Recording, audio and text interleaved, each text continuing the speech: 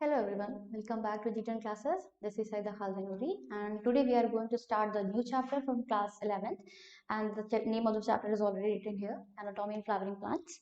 But before that, जैसे कि last हर videos में जब भी हम इनिशियल चैप्टर स्टार्ट करते हैं तो हमको ये बताना होता है कि क्या क्या पोर्शन डिलीट हुआ है क्या नहीं, क्योंकि एक जो भी कोरोना की वजह से इश्यूज आए उसकी वजह से ऐसा पॉसिबल नहीं हो पा रहा था कि पूरा इंटायर सिलेबस कंप्लीट कराया जाए।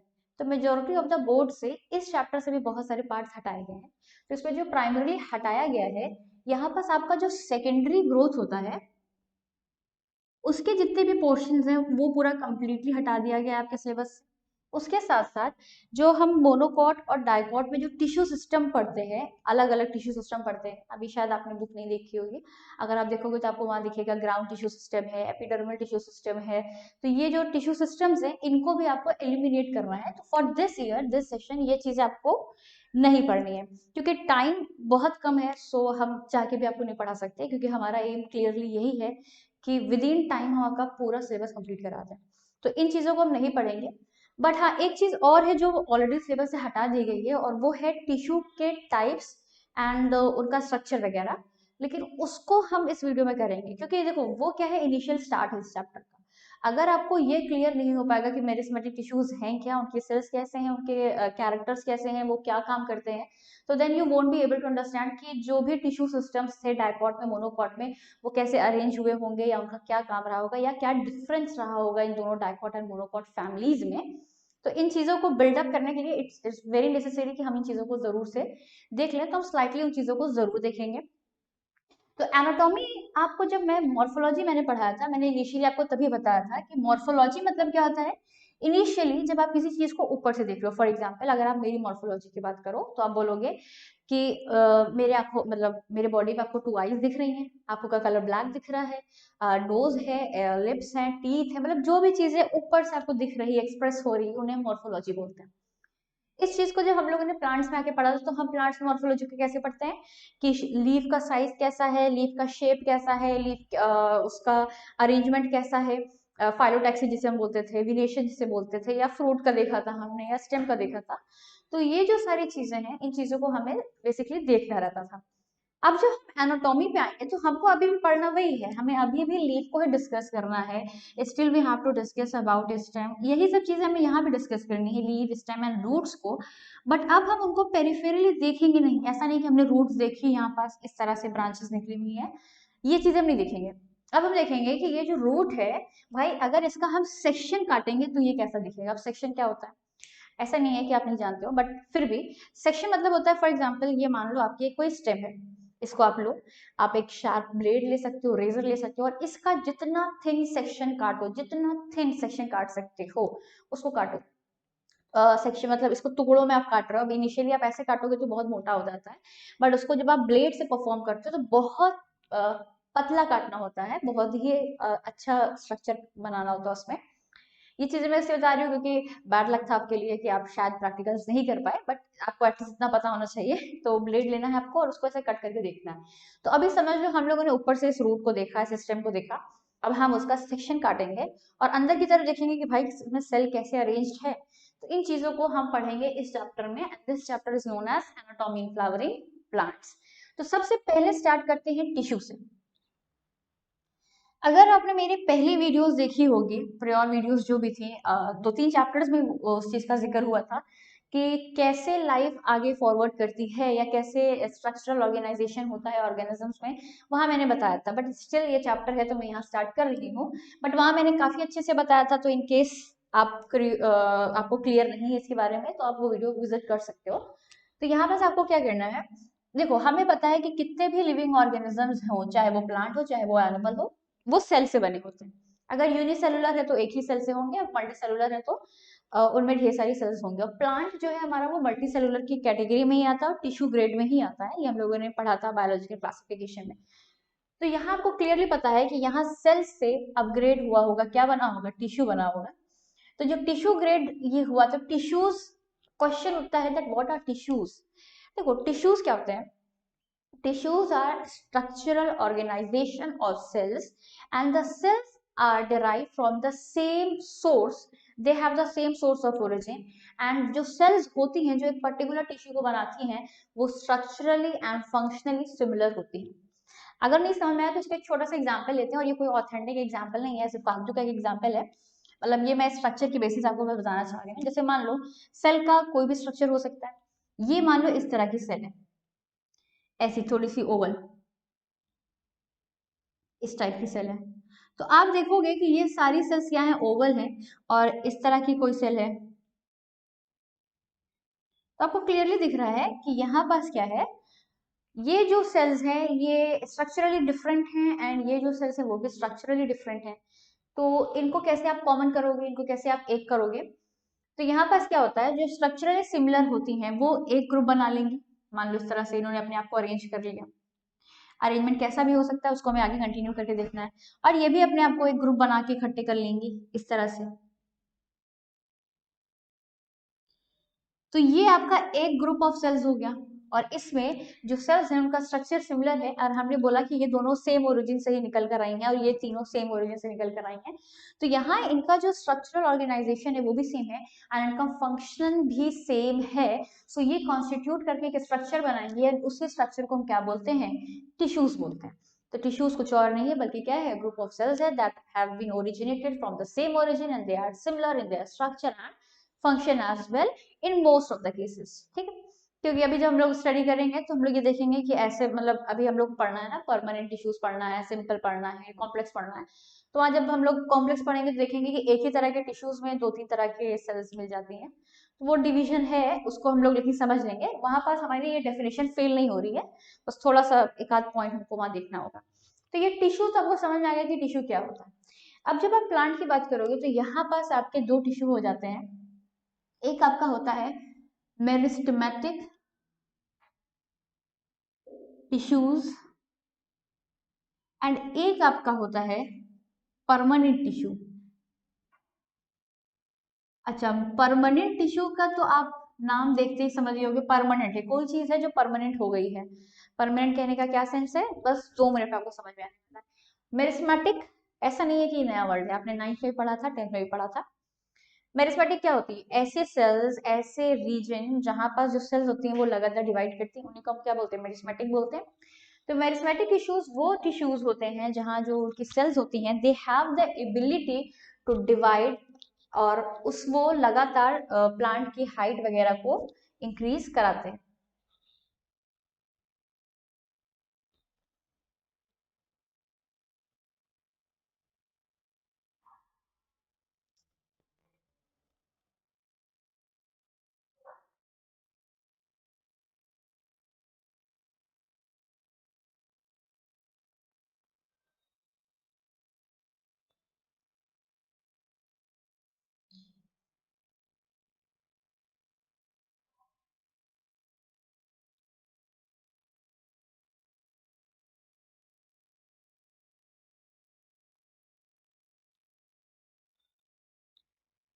तो सबसे पहले हम पढ़ेंगे मेरिस्मेटिक टिश्यूज।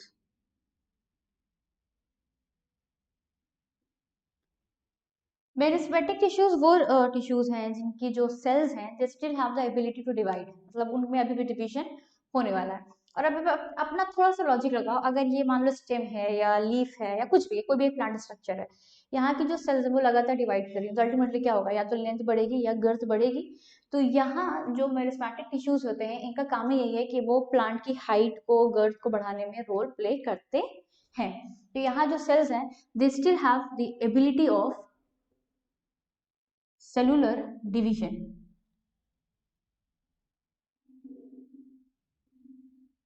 ठीक है, अब पेरिस्मेटिक टिश्यूज पाए कहाँ जाते हैं, अगर प्लांट की हम बात करें तो प्लांट में उनका ओरिजिन क्या है, उनकी पोजीशन क्या है, कहाँ कहाँ वो एलोकेटेड है। तो प्लांट में जो टिप्स होती है वहां ये पाए जाते हैं। वैसे तो और भी पोजीशन है, उनको हमें देखना है अभी, लेकिन टिप्स पे पाए जाते हैं। तो जैसे मान लो एक आपका ये प्लांट है,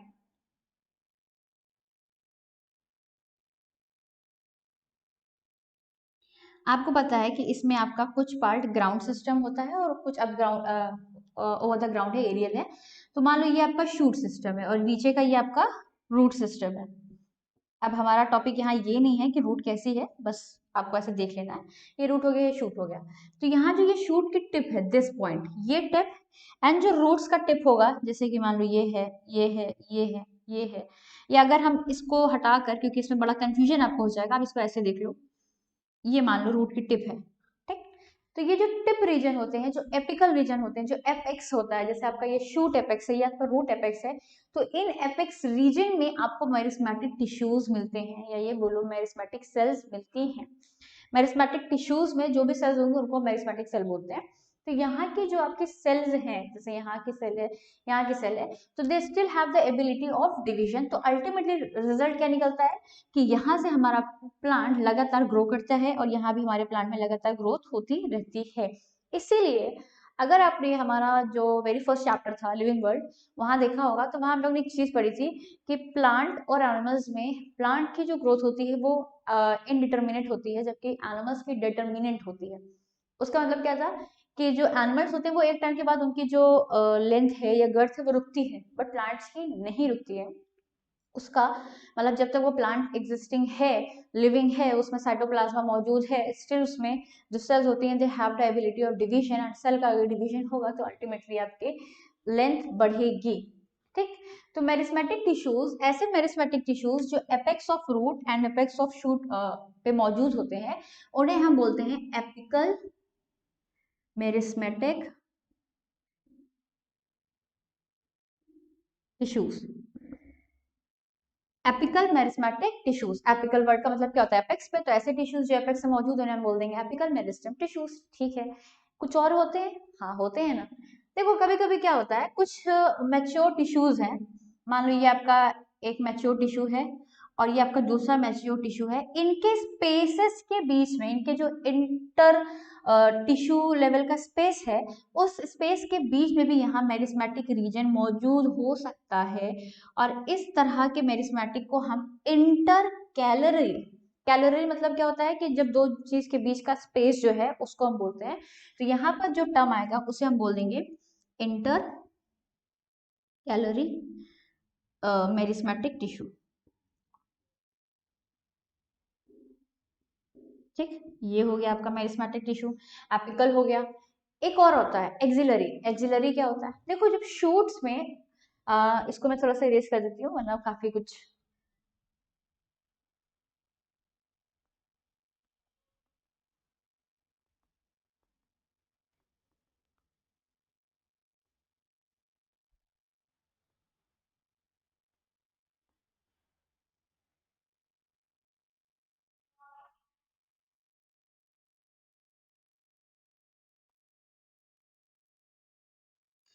जैसे मान लो ये आपका शूट सिस्टम है, आपको पता है कि इस शूट में एपेक्स पे तो मौजूद है जिसको आप एपिकल बोलते हो, इनमें लेटरल ब्रांचिंग होती है, मान लो ये इनकी ब्रांचेस निकल रही हैं, इस ब्रांच पे आपकी लीव्स निकलेंगी, जो नोडल रीजन होता है, जो नोड्स होते हैं वहां से आपकी ब्रांचेस निकलती हैं, एंड यहीं से आपकी लीव्स निकलती हैं, और इस लीव्स के यहाँ पास क्या मौजूद होता था, एक्सिलरी बर्ड। हम लोगों ने मॉर्फोलॉजी चैप्टर में पढ़ा था, यही एक्सिलरी बर्ड जो होती है वो फर्दर आपके इस स्टेम को ग्रो कराती है या इस ब्रांच को ओरिजिन देती है। तो ये जो एक्सिलरी बर्ड है उसकी वजह से आपका यहाँ कोई चीज है जो मतलब किसी चीज इसको आप अगर ब्रांच बोल रहे हो, तो यहाँ पास एक कोई ऐसा ऑर्गन है, पार्ट है, स्ट्रक्चर है जो लगातार लेंथ गेन कर रहा है, और लेंथ अगर गेन कर रहा है तो जाहिर सी बात है वहां लगातार सेल डिवीजन हो रहा होगा। सेल डिवीजन अगर हो रहा है तो उसी ग्रुप को हम क्या बोलते हैं, मेरिस्मेटिक बोलते हैं। तो इट मीन्स कि यहाँ पास मेरिस्मेटिक टिश्यूज मौजूद हैं, तो ऐसे मेरिस्मेटिक को हम बोलते हैं एक्सिलरी मेरिस्टेमेटिक टिश्यू। तीन पढ़ लिया, इंटर कैलरी, एपिकल, एक्सिलरी। एक और होता है सेकेंडरी मेरिस्टेम्स। अब वो क्या होते हैं, देखो वैसे तो अकॉर्डिंग टू द सिलेबस हमें ये डिस्कस नहीं करना है, बट क्योंकि आप लोग थोड़ा प्रेशर में आ जाते हो, इसलिए थोड़ा सा इनिशियल इंट्रो मैं आपको दे दूंगी। तो यहाँ पास क्या है, आपके प्लांट में दो ग्रोथ होगी, टू ग्रोथ्स होती हैं। एक आपकी ग्रोथ होती है प्राइमरी ग्रोथ होती है, प्राइमरी ग्रोथ होती है, एंड दूसरी आपकी सेकेंडरी ग्रोथ होती है। प्राइमरी ग्रोथ को हम उस ग्रोथ को कंसीडर करते हैं जो लगातार लेंथ को बढ़ा रही है। तो लगातार जो लेंथ बढ़ रही है वो बिकॉज ऑफ दिस एपिकल या फिर आपके एक्सिलरी, इसकी वजह से बढ़ रही है। एंड कुछ ऐसे होते हैं मेरिस्मेटिक जो गर्थ को बढ़ा रहे हैं, विड्थ को बढ़ा रहे हैं, चौड़ाई बढ़ा रहे होते हैं, ठीक है। तो वो जो चौड़ाई बढ़ रही है, जैसे मान लीजिए आपकी स्टेम में इसकी इधर से और इधर से विड्थ बढ़ रही है, तो ये जो ग्रोथ हुई, इस ग्रोथ को हम सेकेंडरी ग्रोथ बोलते हैं। प्राइमरी ग्रोथ क्या हुई, जो लेंथ में इंक्रीमेंट हो रहा है लगातार से, और सेकेंडरी क्या होती है, जो गर्थ में इंक्रीमेंट हो रहा है। अगर प्राइमरी ग्रोथ मेरिस्मेटिक टिश्यूज करा रहा है, तो सेकेंडरी कौन करा रहा होगा, सेकेंडरी भी मेरिस्मेटिक करा रहे होंगे। तो यहाँ पास एक वर्ड आता है primary meristematic tissues and secondary meristematic tissues. तो जो कि प्राइमरी है उनका क्या काम है, उनका काम है कि प्राइमरी ग्रोथ कराना, that is to add up the length to their original length, उनकी लेंथ को लगातार बढ़ाते जाना। और सेकेंडरी ग्रोथ का क्या काम है, उनकी लगातार गर्थ को, विड्थ को बढ़ाते जाना। तो वो टिश्यूज जो सेकेंडरी ग्रोथ प्रमोट कराते हैं उनको हम बोलते हैं सेकेंडरी मेरिस्मेटिक टिश्यूज। अब देखो सेकेंडरी मेरिस्मेटिक टिश्यूज के बाद अगर आप स्टार्ट करोगे तो सच बता रहे नियरली 30 to 35 मिनट्स की एक वीडियो बनेगी, बट जबकि वो मोटिव हमारा है ही नहीं तो हम उसको क्यों कंटिन्यू करें। तो बस यहाँ पर मैं आपको ओरली एक चीज बता दे रही हूँ, उसको आप सुन लो ताकि इनिशियल आपका बेस क्लियर रहे। सेकेंडरी मेरिस्टेम टिश्यूज वो होते हैं जो गर्थ को इंक्रीज कराते हैं, और इसमें आपके बड़ा फेमस वर्ड है कैम्बियम, वो आता है। कैम्बियम वर्ड आपने पहले भी सुना होगा, 9th में सुना होगा, ऐसा कुछ नया नहीं है। कैम्बियम क्या होता है, जैसे मान लो ये आपके मैच्योर्ड, अगर आपने एक सेक्शन काट के देखा है, एक स्टेम का मान लो आपने ऐसे सेक्शन काट के देखा है, तो उसमें यहाँ कहीं सेंटर पे इस तरह से कुछ स्ट्रक्चर मौजूद है, कुछ स्पेशलाइज्ड सेल्स मौजूद है जो कुछ इस तरह से ग्रो करती हैं। और जब कोई भी चीज, ये आपका मान लो सेल है, वो ऐसे ग्रो कर रही है, तो जाहिर सी बात है वो क्या बढ़ाएगी, गर्थ बढ़ा रही है, विड्थ बढ़ा रही है, तो सेकेंडरी ग्रोथ कराएगी। तो यहाँ आपके कैम्बियम्स आते हैं। अब कैम्बियम में एक आपका प्राइमरी कैम्बियम होता है, सेकेंडरी कैम्बियम होता है, इंटरफेसिकुलर होता है, इंट्राफेसिकुलर होता है। तो वो सारे कैम्बियम को हमें जब डिस्कस करना नहीं है तो हम उसको स्टार्ट नहीं करते हैं, बस इतना यहीं तक हम रखते हैं। तो हमारा जो टिश्यू का हमने जो डिवीजन किया था मेरिस्मेटिक एंड परमानेंट में, हमने मेरिस्मेटिक डिस्कस कर लिया। अब हमें देखना है कि परमानेंट टिश्यूज क्या होते हैं।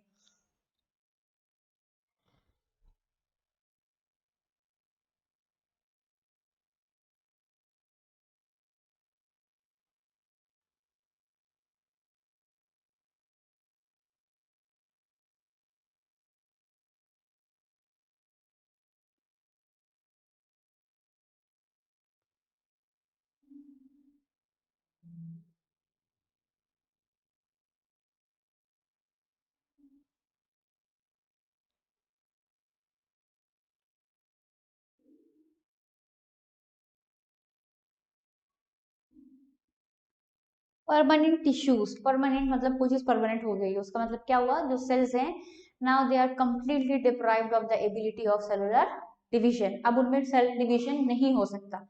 अब फिर से वही पुरानी वीडियोस की बात आई है, इसीलिए कहा जाता है आपसे कि आप प्लीज लगातार वीडियो को विजिट करते रहो, क्योंकि जब हम लोग पढ़ाते हैं तो हम ये सोच के पढ़ाते हैं कि हमने लास्ट वीडियो में ये चीजें बता दी थी, तो यहाँ उतना कंसेप्ट क्लियर करने की जरूरत नहीं है।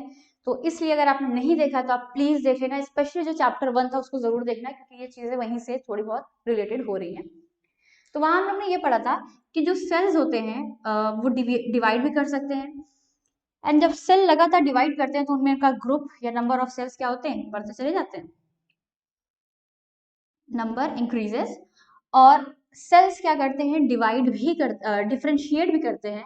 एंड डिफ्रेंशिएशन का मतलब क्या होता है कि जब सेल्स जो होती हैं कोई एक particular type of function perform करने लग जाए, मान लो स्टोरेज का एक फंक्शन परफॉर्म कर रही हैं, या कंडक्शन ऑफ वाटर का परफॉर्म कर रही हैं, या फूड को प्रिपेयर करने का फंक्शन परफॉर्म कर रही हैं, जब इस तरह से वो लिमिटेड फंक्शन परफॉर्म करने लग जाती हैं, तो वहां पास हम बोलते हैं कि जो डिवीजन ऑफ लेबर है वो आ गया है, मतलब डिवीजन ऑफ लेबर एग्जिस्ट करता है। और ये हमें इनिशियली पता है, हम लोग ने पहले वीडियोस में पढ़ा है ये सारी चीजें। अगर नहीं देखी है तो प्लीज देख लो ताकि ये सब क्लियर रहे आपके लिए।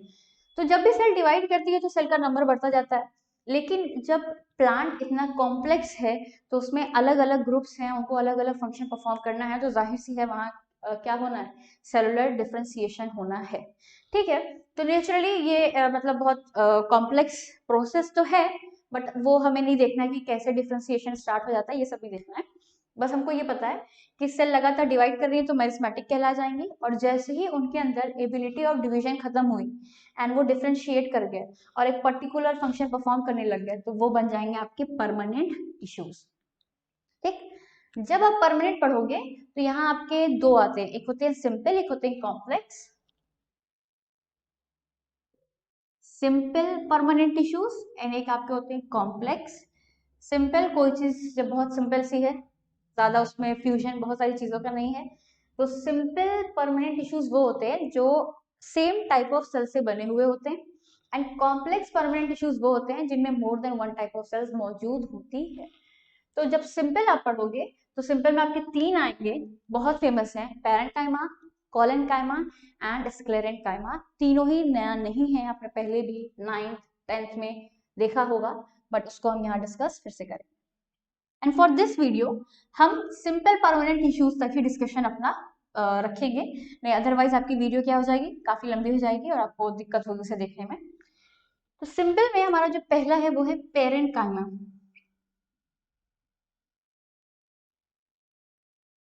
पैरेंकाइमा के अगर हम जैसे सेल स्ट्रक्चर कैसा है, कैसी सेल्स हैं, अगर हम उनको समझ लें तो हमें अपने आप पता चल जाएगा कि वो फंक्शन परफॉर्म कर क्या सकते हैं। देखो पैरेंकाइमा जो होते हैं इनकी सेल्स सर्कुलर, ओवल, स्फेरिकल होती हैं और इनके अंदर प्रोटोप्लाज्म मौजूद होता है। मैं उसको ऐसे ऐसे करके दिखा दे रही हूँ।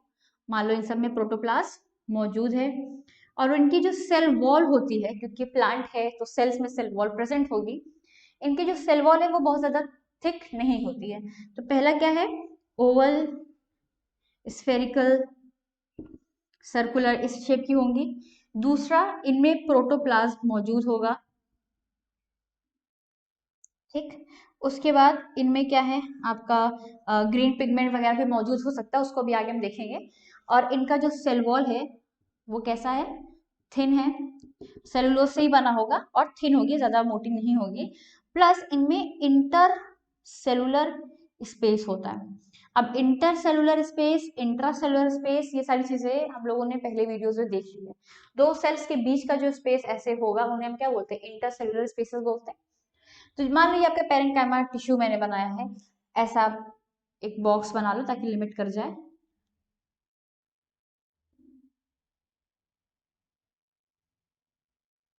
आप इसे डीएनए ना समझ लेना, मैंने पहले ही बोल दिया ये मैं प्रोटोप्लास्ट दिखाने के लिए कर रही हूँ, ठीक। तो ये आपका इसमें इंटरसेलुलर स्पेसेस मौजूद है, तो यहाँ फंक्शन क्या हो सकता है, अगर स्पेसेस मौजूद हैं तो यहाँ कोई चीज आकर ठहर सकती है, रुक सकती है, स्टोर की जा सकती है। तो इनका फंक्शन ही यही होता है, स्टोरेज, फूड स्टोरेज। तो जो भी स्टोरेज करना होता है प्लांट में, जो भी स्टोरेज होती है वो पैरेंकाइमा टिश्यूज में ही होती है, क्योंकि उनके सेल्स के बीच में काफी सफिशिएंट अमाउंट ऑफ स्पेस मौजूद होता है एंड उस स्पेसेस को ही यूज करता है plant for the storage of their food, ठीक। तो पहला जो हमारा था दैट इज पैरेंकाइमा, वो हमने देख लिया। इसमें भी आपको फर्दर कुछ कॉम्प्लेक्सिटीज देखनी है कि इनमें एयर सैक्स मौजूद हो सकते हैं, स्पेसेस मौजूद हो सकते हैं, सॉरी, और इनमें क्लोरोफिल मौजूद हो सकता है। उन चीजों को हम फर्दर कंटिन्यू करेंगे, बट पहले हम जनरल इंट्रो देख ले तो हो जाएगा हमारा। पेरेंकाइमा के बाद हमारा जो नेक्स्ट था वो क्या था, क्लोरेंकाइमा।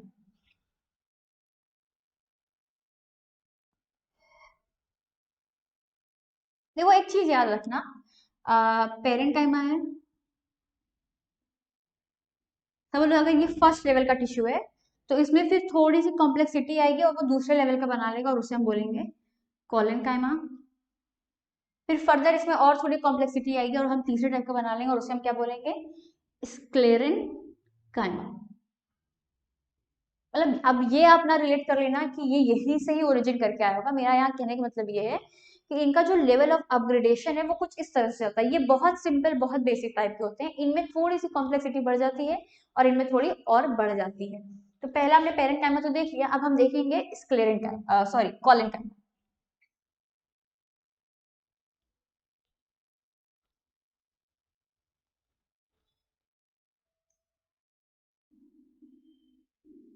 अब इनका कैसा स्ट्रक्चर होगा, इनकी भी सेल्स जो हैं या तो ओवल हो सकती हैं या स्फेरिकल हो सकती हैं या सिलेंड्रिकल हो सकती हैं।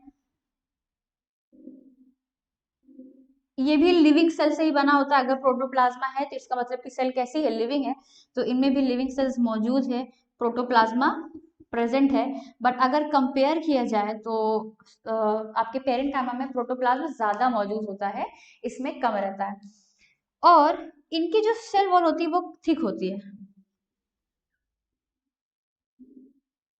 इनकी सेल वॉल थिक एंड होती है, इनमें ज्यादा थिक सेल वॉल मौजूद होती है। जैसे मान लो अगर हम बना रहे हैं, ये हमारी सेल है सिलेंड्रिकल, तो इनमें जो इंटरसेलुलर स्पेसेस है वहां पास वो स्पेस कम पड़ जाएगा। क्यों? क्योंकि यहाँ पास जो इनकी थिकनिंग होगी वो उनकी सेल वॉल की थिकनिंग स्टार्ट हो जाती है, और इनकी थिकनिंग भी थोड़ी अलग तरह की होती है। ये जो कॉर्नर होते हैं वहां ज्यादा थिक हो जाते हैं और सेंटर पे थोड़े कम रहते हैं, इस तरह से। अब जब यहाँ पास की थिकनिंग हो गई है तो जाहिर सी बात है यहाँ स्पेस नहीं मौजूद है। जब स्पेस मौजूद नहीं है तो स्टोरेज वगैरह तो कर नहीं सकते, तो फिर इनका फंक्शन क्या हो सकता है? देखो, थिकनिंग हो गई है, रिजिडनेस आ रही है, तो वो प्लांट को क्या करेंगे? सपोर्ट प्रोवाइड करेंगे। तो अल्टीमेटली ये भी क्या करते हैं? मैकेनिकल स्ट्रेंथ प्रोवाइड करते हैं। मैकेनिकल स्ट्रेंथ की प्रोविजन होती है थ्रू कोलेनकाइमा परमानेंट टिश्यूज। अब आपका लास्ट आता है एंड वो है आपका स्क्लेरेंकाइमा। स्क्लेरेंकाइमा पहला तो आप समझ लो ये डेड होते हैं। डेड होने का मतलब इनमें प्रोटोप्लाज्मा नहीं होगा, और ये दो तरह के रहते हैं क्योंकि इनमें सेलुलर मॉडिफिकेशन थोड़ा रहता है, और ये दो तरह के पाए जाते हैं।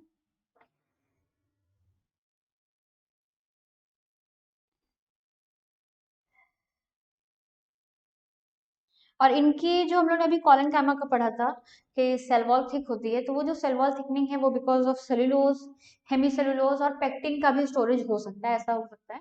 फिर हम जब स्क्लेरेंट कामा को डिस्कस करेंगे तो इनमें मैंने एक चीज पहले ही बता दी कि ये दो तरह के रहेंगे। एक आपके फाइबर्स कहलाते हैं, एक आपके स्क्लेरीड्स कहलाते हैं। ठीक? पहला डेड है, डेड सेल्स। डेड सेल्स का मतलब क्या हुआ? Protoplasm absent.